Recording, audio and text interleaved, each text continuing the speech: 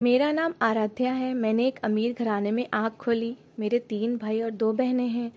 मेरे पापा बिजनेसमैन थे। तीनों भाई पापा के साथ कारोबार में लग गए थे। मैं अपने सब बहन भाइयों में सबसे छोटी थी और बहुत लाडली थी। भगवान ने हम सबको बहुत सुंदर बनाया था। हम में से किसी की भी पढ़ाई में रुचि नहीं थी। सारे बहन भाइयों की एजुकेशन भी मामूली थी। क्योंकि घर में दौलत की रेल पेल थी तो सबकी यही सोच थी कि हमें कौन सा नौकरियां करनी हैं। जैसे जैसे बहन भाई जवान होते गए, माँ बाप ने बारी बारी सबको शादी के बंधन में बांध दिया। मैंने हाई स्कूल के बाद और पढ़ने से मना कर दिया। मैं शुरू से ही रोमांटिक लड़की थी। मेरी उम्र जब 18 साल हुई तो एक बहुत अमीर फैमिली से मेरा रिश्ता आया। लड़के की उम्र 27 साल थी। वो बहुत बड़ा बिजनेसमैन था। क्योंकि शरीफ और बहुत ही अच्छे परिवार से था तो फौरन चटमंगनी पट ब्याह वाला मामला हुआ और मेरी शादी हो गई। मैंने अपने पति को शादी की पहली रात पहली बार देखा था। लक्ष्य एक जिम्मेदार, बहुत सुलझे हुए, गंभीर इंसान थे। लक्ष्य ने पहली रात मुझे दिलो जान से प्यार किया। लक्ष्य सच में बहुत अच्छे थे, मेरा हर तरह से ख्याल रखते थे, मगर मेरे आइडियल के उलट थे। शादी के बाद दावतों का सिलसिला शुरू हो गया। अब मैं लक्ष्य के साथ जिस घर में भी जाती, मेरी बहुत तारीफ की जाती कि इतनी सुंदर हूँ, मगर मैं ये तारीफ लक्ष्य के मुंह से सुनना चाहती थी। और मेरी ये बहुत इच्छा थी कि लक्ष्य मुझे महबूबा बनाकर रखे, रोमांस करे, सुबह और शाम मेरे हुस्न की तारीफ करे, मगर लक्ष्य ऐसा नहीं करते थे। दावतों का सिलसिला खत्म हुआ तो हम हनीमून के लिए आगरा, नैनीताल, कश्मीर जैसी जगहों पर घूमे फिरे। लक्ष्य मुझे बिन मांगे हज़ारों रुपए दे देते। मुझे शॉपिंग करने और कहीं आने जाने की पूरी छूट थी। मैंने नए फैशन के कपड़े कपड़े और बहुत सी महंगी चीज़ें अपनी पसंद की खरीद ली। मुझ पर कोई रोक टोक नहीं थी। सास ससुर बहुत अच्छे थे। उन्होंने मुझे किसी बात पर नहीं टोका, बल्कि मुझे खुश देखकर उन्हें भी खुशी होती। मैं जो भी कपड़े पहनती मुझ पर सज जाते। हर कोई मेरी पसंद की तारीफ करता, मगर मैं ये तारीफ अपने पति के मुंह से सुनना चाहती थी। मेरा जब दिल करता अपने मायके चली जाती और लक्ष्य को फ़ोन कर देती कि मुझे वापसी पर घर ले जाएं। इसी तरह शादी के 3 साल बीत गए। अभी तक हमारे यहाँ कोई औलाद नहीं हुई थी। एक ख़ास बात ये थी कि मैं जब से ब्याह कर इस घर में आई थी तो लक्ष्य का बिजनेस बहुत बढ़ गया था। वो दिन ब दिन तरक्की करने लगे थे। बिजनेस में बहुत फ़ायदा होने लगा। लक्ष्य मिट्टी में हाथ डालते तो वो सोना बन जाने वाली मिसाल थी। लक्ष्य अक्सर कहते, आराध्या तुम लक्ष्मी हो, जब से इस घर में आई हो मेरे लिए बहुत भाग्यशाली साबित हुई हो। तुम्हारी वजह से मेरा बिजनेस बहुत तरक्की कर रहा है। मुझ पर दिन रात धन बरस रहा है। लक्ष्य की जुबान ये कहते हुए न थकती थी, मगर मैं चाहती थी लक्ष्य मुझसे इश्क लड़ाए, मेरे हुस्न की तारीफ में जमीन आसमान एक कर दें। मैं खूब बन सवन कर, कीमती परफ्यूम स्प्रे लगाकर, मेकअप करके लक्ष्य के आगे पीछे घूमती, अदाएं दिखाती, मगर लक्ष्य इतना ही कहते कि आराध्या तुम बहुत अच्छी लग रही हो। लक्ष्य बहुत चाहने वाले इंसान थे, मगर उनके प्यार में जोश की कमी थी। और कुछ समय गुजरा तो मेरे सास ससुर एक के बाद एक करके स्वर्गवासी हो गए। फिर मेरी इच्छा पर लक्ष्य ने एक महंगे और पौश इलाके में प्लॉट लेकर बहुत आलीशान कोठी बनवाई। जब हम नई कोठी में शिफ्ट हुए तो उसकी सेटिंग में मैं नए फर्नीचर की खरीदारी, पर्दे वगैरह लगाने में बिजी हो गई। लॉन की देखभाल के लिए माली था, सफाई के लिए नौकरानी अलग थी, कपड़े धोने के लिए भी नौकरानी अलग थी। एक महंगी कार लक्ष्य ने मेरे लिए खरीदी और मुझे ड्राइविंग करनी सिखाई।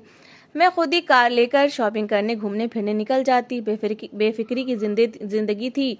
हर तरह का ऐशो आराम मिला हुआ था। फोन पर मम्मी से, बहनों से, भाइयों से लंबी लंबी बातें करती।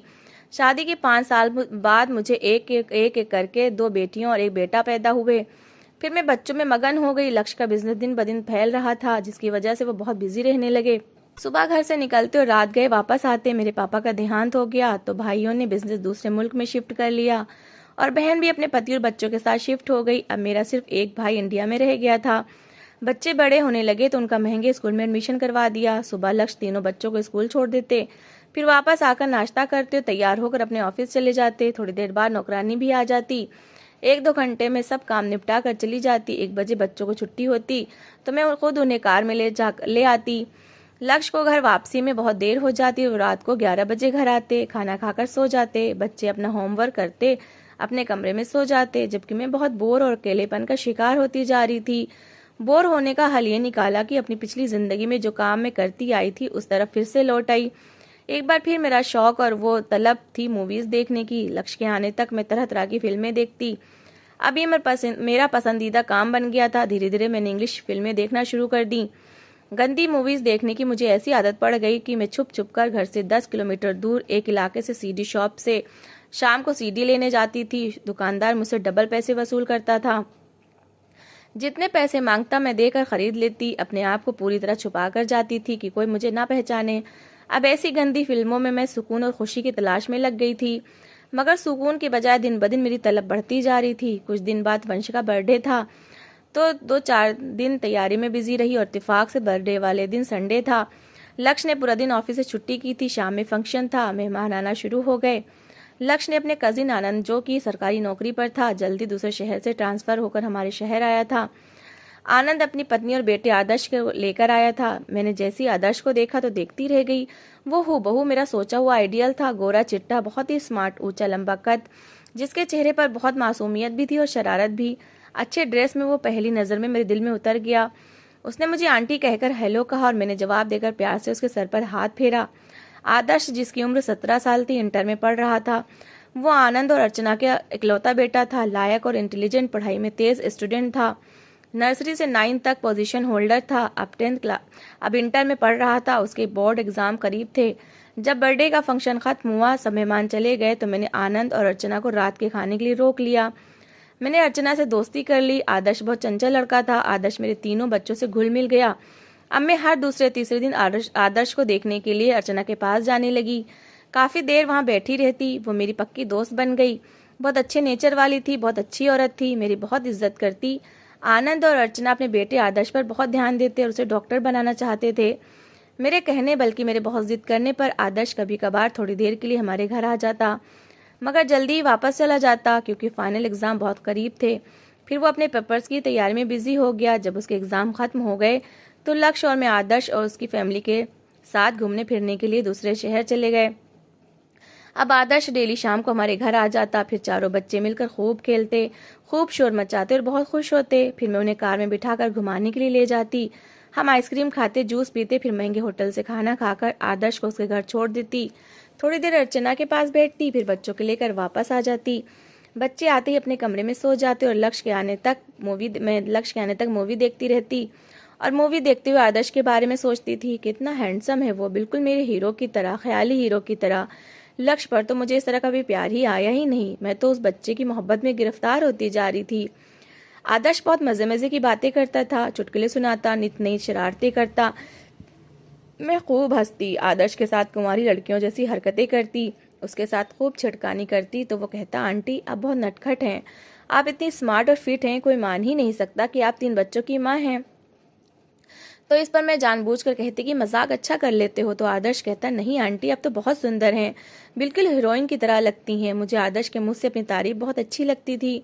मैं कहती, तुम्हारे लक्ष्य अंकल को तो मैं जरा भी अच्छी नहीं लगती। तो वो कहता, आंटी अंकल तो बहुत अजीब हैं, बहुत ही बोर हैं, आप तो सचमुच बहुत प्यारी हैं, जापानी गुड़िया लगती हैं। और ये सब कुछ आदर्श मासूमियत और भोलेपन से कहता। आदर्श के मुंह से ऐसी बातें सुनकर मुझे बहुत सुकून मिलता। वो मुझे बहुत अच्छा लगने लगा। मैं उसके लिए मजे मजे के खाने बनाती। वो खानों की फरमाइश अब मुझसे करने लगा था।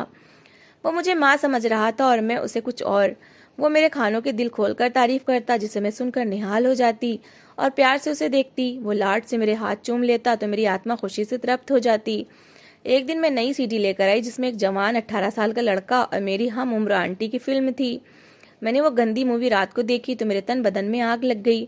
मैंने उस आंटी की जगह अपने आप को और उस लड़के की जगह आदर्श को महसूस किया। रात की 11 बजे लक्ष्य घर पर आए तो आते ही सो गए। उन्होंने मेरी तरफ देखा भी नहीं। कैसा पति है ये, इसे अपनी बीवी की फीलिंग्स की कोई कदर ही नहीं।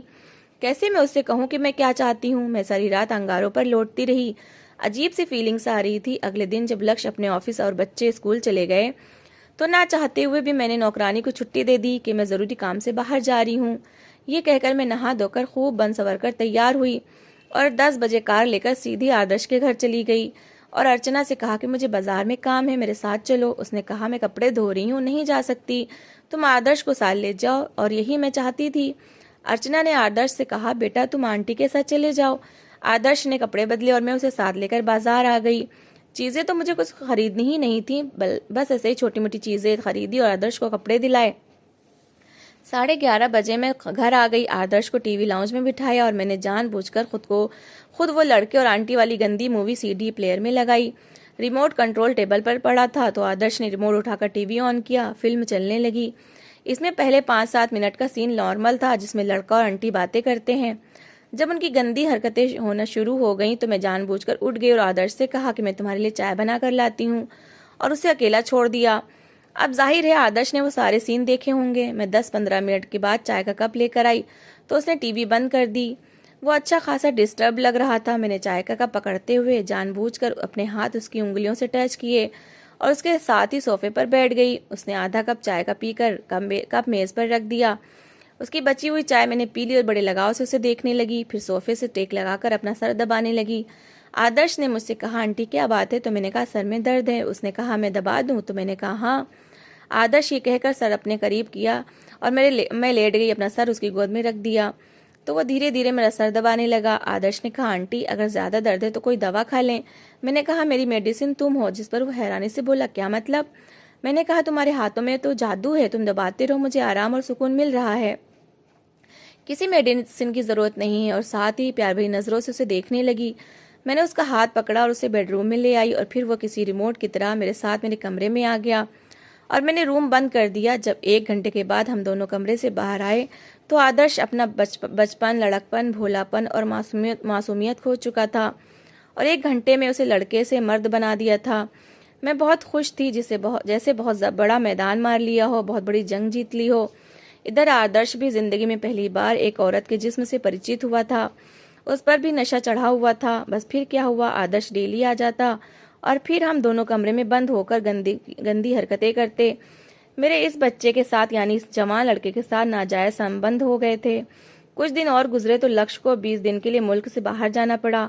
वो अगले दिन चले गए। मैंने अर्चना से कहा कि रात को आदर्श को हमारे घर भेज दिया करो, अकेले डर लगता है तो वो बच्चों के साथ सो जाया करेगा। इस तरह वो 20 रातें मैंने आदर्श के साथ इस कमरे में इस तरह गुजारी जैसे वो मेरा पति हो। मैं इस कदर गंदगी की गहराई में गिर चुकी थी कि सबके सामने उसे आदर्श बेटा कहकर पुकारती और अकेले में मेरी जान और पता नहीं क्या कुछ कहती।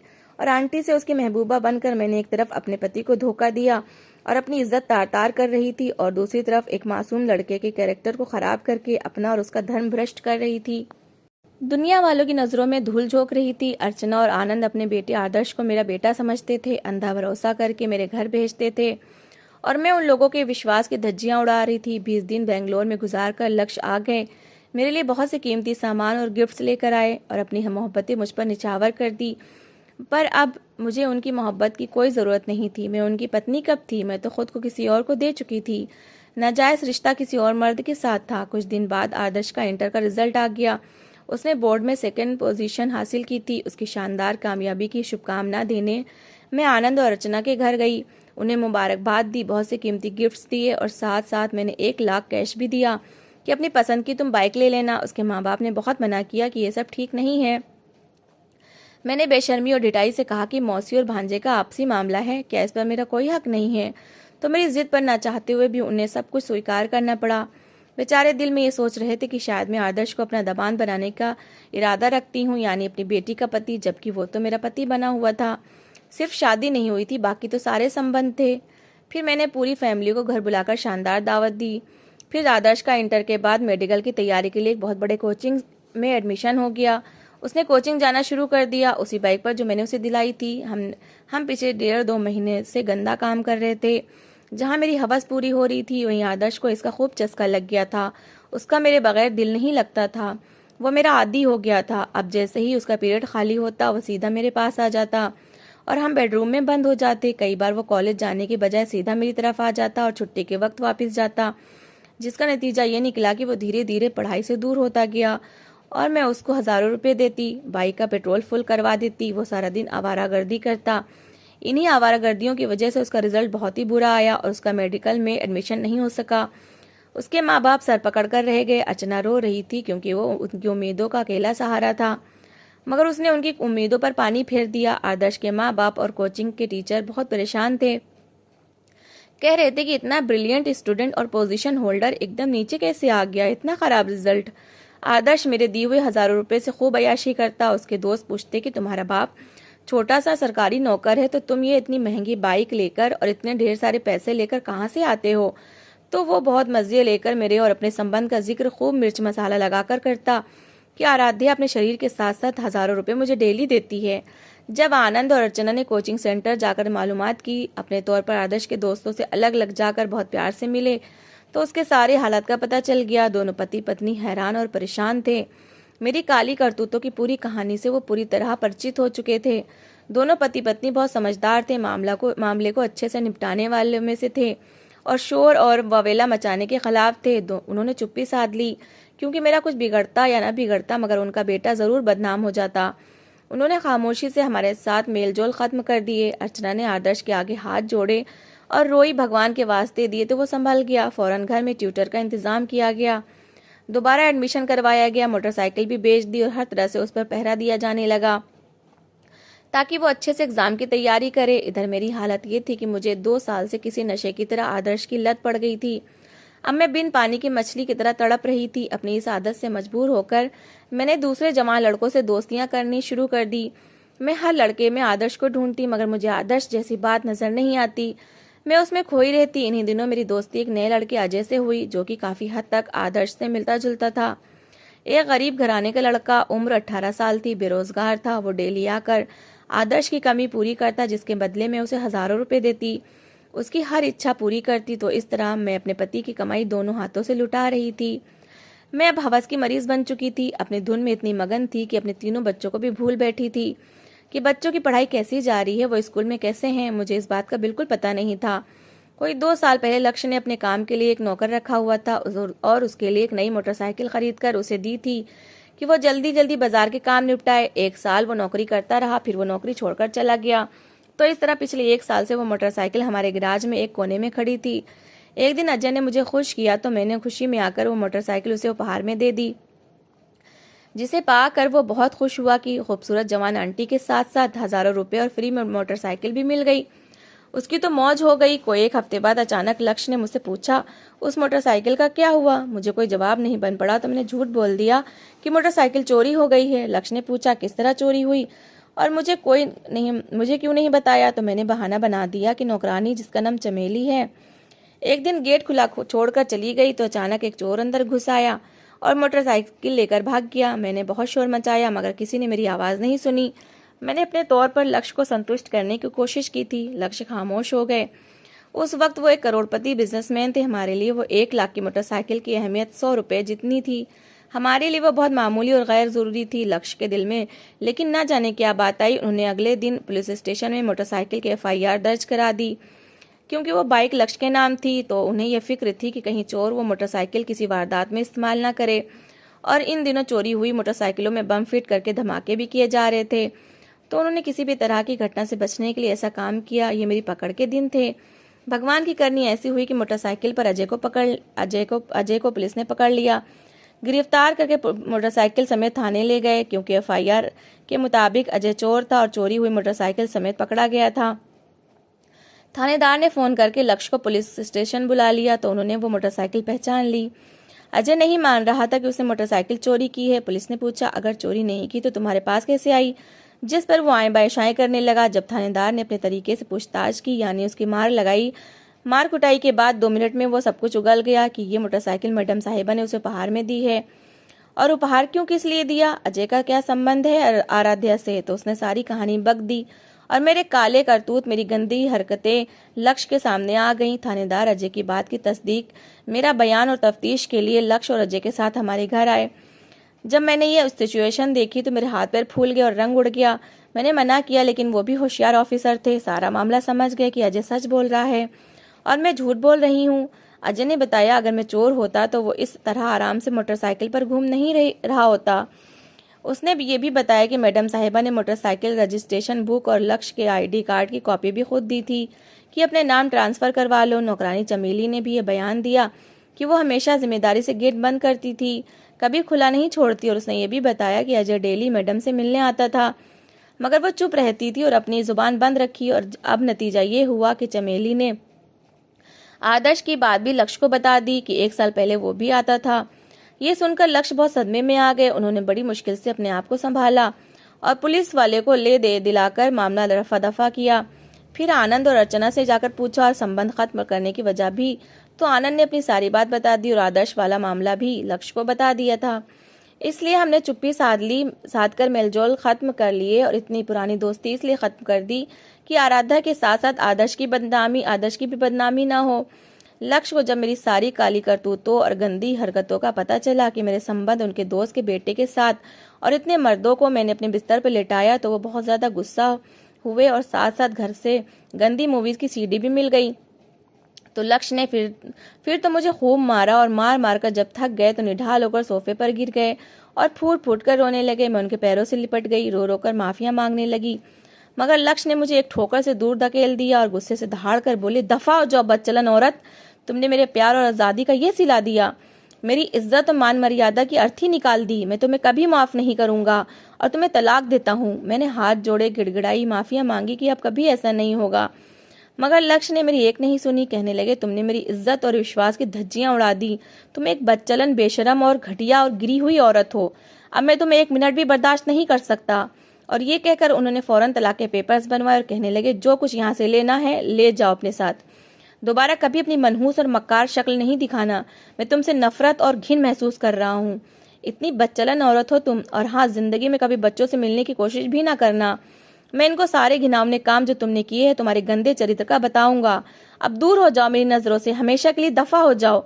मैं रोती फिरती वहां से निकली और बोझल कदमों के साथ रिक्शे पर बैठकर भाभी के घर पहुंची और जोर जोर से रोने लगी। भाभी मुझे रोते देखकर परेशान हो गई और भाई को फोन कर दिया कि मुझे लक्ष्य ने तलाक दे दी है। ये सुनकर वो सन्नाटे में आ गए, मुझसे बार बार पूछते रहे, तलाक क्यों दी? तो मैं क्या बताती, कुछ नहीं, मैं चुप रही, बस रोती जा रही थी। फिर भाई लक्ष्य से मिले, जब उन्हें सारी बात का पता चला तो वो सख्ते में आ गए। जब भाभी को तलाक की वजह और मेरे कैरेक्टर का पता चला तो उन्होंने मुझे अपने घर में रखने से मना कर दिया और कहा, कल को ये हमारे बच्चों पर भी बुरी नजर रखेगी और क्या पता हमारे बच्चों को भी खराब कर दे। ये सुनकर मेरे पैरों तले से जमीन निकल गई और मेरी आत्मा जख्मी हो गई। मैं तो उनके बच्चों की बुआ थी, ऐसा सोच भी नहीं सकती थी, मगर मेरा चरित्र जो सामने आ गया था इसके मुताबिक तो मैं ऐसी सलूक की हकदार थी, क्योंकि मैंने अपने मुंह बोले रिश्ते की मर्यादा तक को खो दिया था। मुंह बोली मौसी थी और मैंने क्या किया उस रिश्ते के साथ। बहरहाल कुछ दिन भाई के घर में एक कमरे में पड़ी रही। भाभी मुझे कमरे से बाहर निकलने नहीं देती थी, नौकरानी के हाथ खाना भिजवा देती जिसे बड़ी मुश्किल से मैं खाती थी। फिर मेरे भाई ने एक इलाके में एक छोटा सा घर खरीदकर मेरे नाम कर दिया और ज़रूरत का सामान भी डाल दिया। भगवान का शुक्र है कि ठोकरें खाने से बच गई। आखिर मेरा भाई मेरा खून था, उसने मुझ पर एहसान किया था। अब मैं इस मकान में शिफ्ट हो गई। अब मैं दिन रात रोती हूँ, अपने पापों और गंदी हरकतों की भगवान से माफ़ी मांगते हुए भी शर्म आती है, मगर भाभी के वो शब्द मेरे कानों में शीशे की तरह घुलते चले जाते हैं, जिनके मुताबिक मैं उनके बच्चों को भी इसी काम में लगा दूंगी, उनके बच्चों को भी अपने साथ शामिल कर लूंगी। मैं अपनी नज़रों में खुद गिर चुकी हूँ। दिल चाहता है कि ज़मीन फट जाए और मैं उसमें समा जाऊँ। ये मकान इस मोहल्ले में है, वहाँ पर ज़्यादा अमीर लोग नहीं रहते। ये शुक्र है किसी को मेरे पास्ट का नहीं पता है। मैंने यही मशहूर किया हुआ है कि लावारिस विधवा हूँ। और हाँ, बताना भूल गई कि अजय के साथ नाजायज़ संबंध के नतीजे में एक नाजायज़ बच्चे ने इसी घर में जन्म लिया। मेरे और अजय के नाजायज़ रिश्ते की निशानी बेटे की शक्ल में मेरे पास है और मेरे माँ बाप की जगह पर मैंने बाप की जगह पर अजय का नाम लिखवा दिया है, क्योंकि वो हूबहू अजय की कॉपी है। भाई महीने में अच्छी खासी रकम मेरे अकाउंट में जमा करवा देते हैं और मैं महीने बाद जाकर बैंक से ले आती हूँ पैसे। मोहल्ले वालों को यही बताती हूँ कि स्वर्गवासी पति की पेंशन है। जैसे तैसे वक्त गुजर रहा है, अपनों की सूरत देखने को तरस गई हूँ। कोई मुझसे मिलना नहीं पसंद करता। मेरे तीनों बच्चे मुझे याद आते हैं तो बहुत रोती हूँ। हाँ, अब रोना ही मेरा नसीब है। अकेलेपन से बचने के लिए सिलाई सेंटर ज्वाइन कर लिया है। सेहत बहुत गिर गई है। जिस सुंदरता पर मैं बहुत गर्व करती थी, जिस जिस्म पर मैं इतना इतराती थी, शुगर ब्लड प्रेशर की रोगी हूँ, वही जिस्म फूल गया है। रोशनी कम हो गई है। मेरी आत्मा के जख्मों की कसक बहुत बेचैन करती है।